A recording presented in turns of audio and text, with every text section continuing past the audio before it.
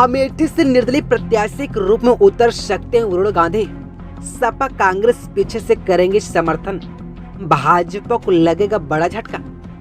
आपको बता दें कि रायबरेली और अमेठी कांग्रेस की पारंपरिक सीटें होती थी। इन सीटों पर चुनाव कौन लड़ेगा इसे पूछने की जरूरत नहीं होती थी। कई चुनाव बाद ऐसा हो रहा कि इन दोनों सीटों पर सबसे ज्यादा भ्रम है। इसकी वजह भी साफ है। राहुल 2019 में अमेठी से चुनाव हार चुके हैं और वायनाड से लोकसभा सांसद है। ऐसे में इस बात का संशय गहरा है कि यहाँ से कौन उम्मीदवार बने। राहुल को फिर से इस सीट पर आएंगे या कोई अन्य आ सकता है। इसी तरह रायबरेली की सीट पर बीते कई चुनाव सोनिया गांधी ही उम्मीदवार होती थी।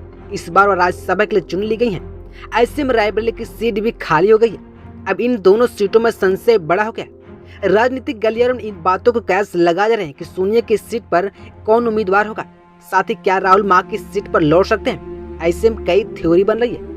कांग्रेस के पूर्व अध्यक्ष सोनिया गांधी के राज्यसभा जाने के बाद रायबरेली लोकसभा क्षेत्र को लेकर पूरे देश की निगाहें लगी हुई हैं। सोनिया गांधी के चुनाव नहीं लड़ने की स्थिति में इस सीट पर प्रियंका के चुनाव लड़ने की प्रबल संभावना है। उनके मैदान में नहीं उतरने पर पार्टी किसी ब्राह्मण अथवा दलित चेहरे पर दांव लगा सकती है। इसी तरह अमेठी में राहुल गांधी चुनाव नहीं लड़ने पर पिछड़े वर्ग के युवा चेहरों को मैदान में उतारा जा सकता है। और बता दें कि एक चर्चा यह भी है कि यहाँ से राहुल गांधी को निर्दलीय उम्मीदवार के तौर पर मैदान में उतार कर सपा और कांग्रेस समर्थन कर सकती है। गठबंधन के तहत मिली 17 सीटों में वर्ष 2019 में सिर्फ रायबरेली सीट कांग्रेस के पास आई, जबकि अमेठी में उससे हार का सामना करना पड़ा। इसी तरह 2014 में अमेठी और रायबरेली सीटें मिली थी। 2009 में कांग्रेस को कानपुर, महाराजगंज, झांसी, बाराबंकी सहित 21 सीटें मिली थी।